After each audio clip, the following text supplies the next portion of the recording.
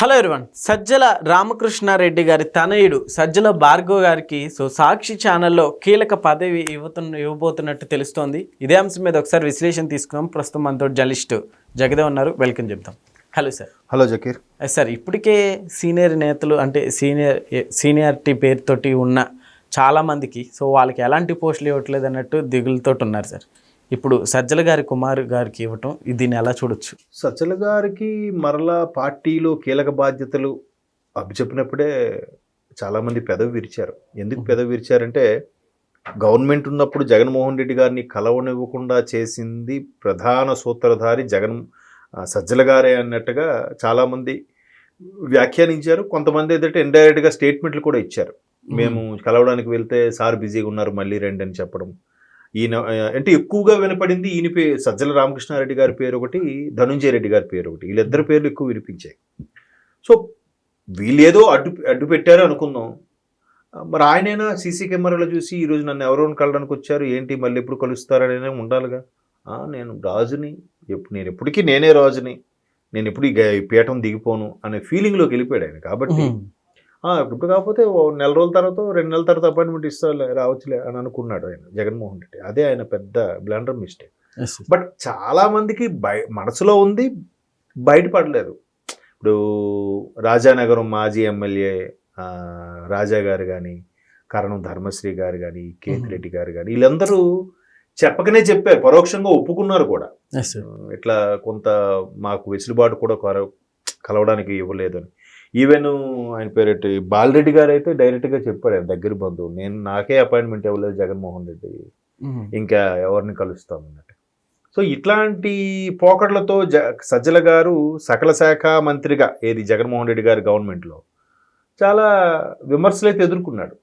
At the same time IPAC టీమ్కి lead చేయడం గాను, డిజిటల్కి లేదంటే సోషల్ మీడియాకి లీడ్ చేయడం గాను భార్గవ్ రెడ్డి వాళ్ళ అబ్బాయే కదా, మరి ఆయనకి ఎవరు స్వార్థం ఆడుకుంటుంది కదా, మా అబ్బాయి నేను చేసుకోవాలి. సో అక్కడ కూడా సరిగ్గా పవర్ఫుల్గా చేయలే, దాన్ని కూడా ఎక్కువ ట్రోల్స్ గురయ్యేలా చేశారు. శ్రీరెడ్డి లాంటి వాళ్ళు అయితే డైరెక్ట్గా అటాక్ కూడా చేశారు. ఆయనకి ఇస్తారు, ఆయనకి చేస్తారు, మాకేం ఇచ్చారు, ఆయన ఎవడెవడికో ఇచ్చాడు, ఆయన ఫ్రెండ్స్కి ఎవడికో ఇచ్చుకున్నాడు, వాళ్ళకి పెంచి పోషించుకున్నాడు, మేము ఎంత కష్టపడి జగనన్న మీద అభిమానంతో మేము పోస్టులు పెట్టినా, మేము కౌంటర్ అటాక్లు ఇచ్చినా ప్రతిపక్షం వాళ్ళకి మాకు కనీసం ఆదుకునే పరిస్థితి లేదు, కలిసే అవకాశం కూడా ఇవ్వలేదు, అలాంటి వాళ్ళకి ఎందుకు ఇస్తారని ఆవిడ అంతే. చాలామంది, ఒక కర్నూలులో ఒక అబ్బాయి, తర్వాత కడప నుంచి ఒక అబ్బాయి వెక్స్ అయిపోయి సోషల్ మీడియా మూసుకున్నారు వాళ్ళ ఛానల్స్. సో ఇప్పుడు ఏదైతే మొన్న ఇష్యూస్ మీద ఆయన అరెస్ట్ వరకు వెళ్ళాడు, తర్వాత కోర్టు దగ్గరికి వెళ్ళేదో తెప్పించుకున్నాడు, మొత్తానికి అరెస్ట్ తప్పించుకున్నాడు, అండర్ గ్రౌండ్లోకి వెళ్ళిపోయాడు సజ్జల భార్గవ్ రెడ్డి. తర్వాత ఎక్కడికి లండన్ వెళ్ళిపోయాడు అన్నారు, బర్మా వెళ్ళిపోయాడు అన్నారు, రకరకాల ఊహాగానాలు అయితే వినిపించాయి. సో ఇప్పుడు మరలా సజ్జల గారికి ఏదైతే గవర్నమెంట్ పోయిన తర్వాత కూడా సజ్జల గారు కూడా కొంత కారణం అన్నా కూడా జగన్మోహన్ రెడ్డి మరలా సజ్జల గారికి ఇవ్వడము అనేది చాలామందికి నచ్చలేని అంశమే. బట్ ఆప్షన్ లేక, వేరే పార్టీలోకి వెళ్ళలేక, వీళ్ళు ఇంతకుముందు తిట్లు బూతు పురాణాలు ఏవైతే ఉన్నాయో వీళ్ళ చరిత్రలో, సో అంత బూతులు తిట్టినప్పుడు ఆడితో వెళ్ళి ఎలా జత కడతారు? జత కట్టలేక, పైగా కూటమిలో టీడీపీ, జనసేన, బీజేపీ 3 ఉన్నాయి. ఈ మూడిట్లో ఏదో ఒక దానికి వెళ్దామన్నా టీడీపీ మీ ప్రధాన శత్రువు అనుకుని నోటికి వచ్చినట్టు మాట్లాడారు. జనసేనలోకి వెళ్ళారు, టీడీపీతో మిత్రుడు కాబట్టి. బీజేపీలోకి వెళ్ళారు, ఆ రెండింటికి మిత్రుడు కాబట్టి. ఇంకా కాంగ్రెస్ ఉంది, కాంగ్రెస్లోకి వెళ్ళినా వెళ్ళకపోయినా ఒకటే అన్నట్టుగా వెళ్ళట్లేదు. ఇది ఆంధ్రప్రదేశ్లో కాంగ్రెస్ పరిస్థితి. సో ఇటువంటి నేపథ్యంలో కక్కలేక మింగలేక, అబ్బా మళ్ళీ సజ్జలకే ఇచ్చారా బాబు, ఇంకా ఇది చేసేస్తారా అనుకున్న ఫీలింగ్లో వాళ్ళ అబ్బాయికి ఇప్పుడు ఈయన సజ్జల గారు మెల్లగా సాక్షికి హెడ్ చేసే ప్రపోజల్ పెట్టాడు. సాక్షికి హెడ్ చేసేసారండి. ఈయనకేం జర్నలిజం గురించి ఎంతవరకు తెలుసు? సజ్జల గారు అంటే ఒకప్పుడు జర్నలిస్టులో చక్రం తిప్పిన వ్యక్తి కాబట్టి ఆయన అన్ని బ్యాలెన్స్ చేసుకొని చాలా చక్కగా ఇది అవుతాడు. మరి ఈయనకి ఎంత తెలుసు? అదేనా రాజరిక పాలన, రాజు కోడుకు తర్వాత యువరాజే పట్టాభిషేకం చేయడానికి కాదు కదా. సో ఇప్పుడు ఆల్రెడీ సోషల్ మీడియా కూడా ఈయన చేసింది ఏళ్ళు పేరింది, కింద ఎవరో అసిస్టెంట్లు వాళ్ళు వీళ్ళు జర్నలిస్ట్ని రిక్రూట్ చేసుకుంటారు. ఆయన ఎవరో మధుసూదన్ రెడ్డి లాంటి వాళ్ళు పెట్టుకొని చేసుకుంటారంట.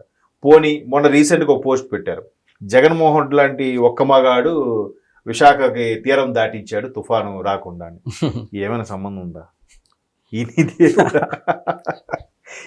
అంటే నవ్వు వస్తుంది తప్ప ఎట్లా పెడతారు అది? ఇప్పుడు అంతకుముందు ఎవడో ఇలాగే ఏంటది 14లో బాబు గారు గవర్నమెంట్ వచ్చేటప్పుడు షర్మిలా గారు వైజాగ్ నుంచి, షర్మిలా గారు కాదు విజయం గారు వైజాగ్ నుంచి ఓడిపోయారు. విజయం ఓడించారు కాబట్టి వైజాగ్ హుద్హుద్ తుఫాన్ వచ్చి అతలాకుతలం చేసేసింది వైజాగ్ ప్రజలని. అది ఎంత మాట అది? అంటే ఆవిడ ఓడిపోతే ప్రకృతి ప్రళయం చూపిస్తుందా? మరి ఇప్పుడు జగన్మోహన్ రెడ్డి గారు వచ్చి తుఫాను కాపాడేశారా? అది ఆయన తప్పు కాదు, ఇట్లాంటి వాళ్ళు నమ్ముకుంటున్నాడు ఆయన. వాళ్ళు మరికొద్ది బదనాం చేస్తున్నాడు. ఇప్పుడు ఎంత ట్రోల్స్ అవుతున్నాయో తెలియదు. ఈ ట్రోల్స్ ఒక పక్క, ఆ గూగుల్ది ఉంది, ఆ గూగుల్ వద్దు మేము రేడియేషన్ ఎఫెక్ట్ అని చెప్పి అమర్నాథ్ గారు, పేర్ని గారు, ఎవరెవరో మాట్లాడారు. ఎక్కువగా అమర్నాథ్ గారు మాట్లాడారు, తర్వాత అంబటి గారు కరెక్ట్ గుర్తులేదు కానీ వీళ్ళందరూ మాట్లాడారు. మొత్తం వైసీపీలు కౌంటర్ అటాక్ చేశారు. ఈలోగా ఆయన లండన్ నుంచి వచ్చి అసలు గూగుల్ పునాది వేసిందే నేను కదా, నాకే కదా క్రెడిట్ ఇవ్వాలి అంటాడు ఆయన. ఏంట మాటలు? తర్వాత భోగాపురం భూములని లాక్కున్నది గవర్నమెంట్, మీ అందరికీ మరలా భూములు ఇచ్చేలాగా నేను చేస్తాను, మన ప్రభుత్వం వచ్చాక నేను మీకు హామీ ఇస్తున్నాను, మీకోసం ఎన్నిసార్లు రమ్మన్నా వైజాగ్ వస్తాను అన్న మనిషి ఇప్పుడు భోగాపురం ఎయిర్పోర్ట్కి అత్యంత ల్యాండ్ ఎక్విజిషన్ చేసింది నేనే. టీడీపీ గవర్నమెంట్ 300 ఎకరాలు చేస్తే నేను 2700 ఎకరాలు చేశాను అని ఇప్పుడే చెప్తున్నాడు ఆయన. మరి అదేంటి ఇది? వెంటనే ప్రజలైన అమాయకుల పాతది కొత్తది వీడియోలు 2 పెట్టి ట్రోల్స్ చేస్తున్నారు. వెంటనే పక్కనే బ్రహ్మానందం అలాగా అనుకొని ఆయన కామెడీ సీన్లు మీమ్స్తో పాటు. అంటే ఇవన్నీ social media already social media భ్రష్టు పట్టించారు, జగన్మోహన్ రెడ్డి గారిని ట్రోల్స్ చేసుకునేలా చేసేశారనేది ఒక ఆరోపణ. ఏది? వైసీపీ అభిమానులు, వైసీపీ కార్యకర్తలు, కరడగట్టిన కార్యకర్తలు. ఇప్పుడు ఈయనకి సాక్షి ఎలక్ట్రానిక్ మీడియా, ప్రింట్ మీడియా కూడా ఇస్తే జగన్మోహన్ రెడ్డి అనే ఒక్క మగాడు తుఫాన్ ఆపాడంటే ఎలాగుంటుంది? మినిమం నాలెడ్జ్ ఉండాలి కదా. మీ జర్నలిజం కోసం మినిమం నాలెడ్జ్ ఉన్నవాడు వాడు ఏదో మేనేజ్ చేశాడంటే అర్థం ఉంది.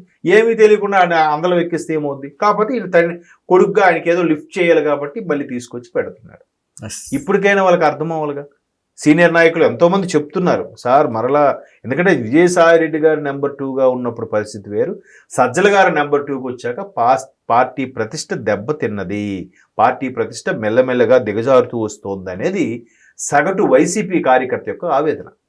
బయటికి అనలేకపోవచ్చు, ఎందుకంటే అమ్మో ఆయన జగన్మోహన్ రెడ్డి గారి తర్వాత నెంబర్ 2లో ఉన్నాడు కాబట్టి ఏమనంటే మనకే ఇబ్బంది కదా అని కాము ఊరుకున్నారు. కానీ సగటు కార్యకర్త ఆవేదన అది.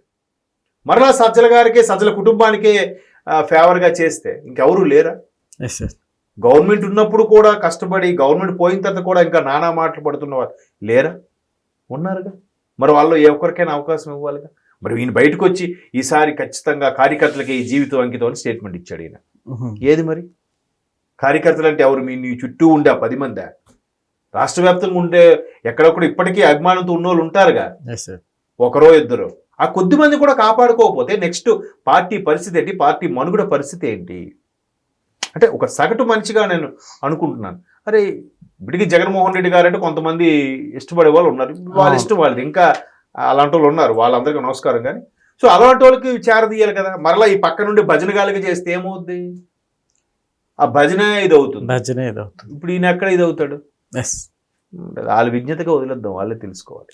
Okay sir, thank you.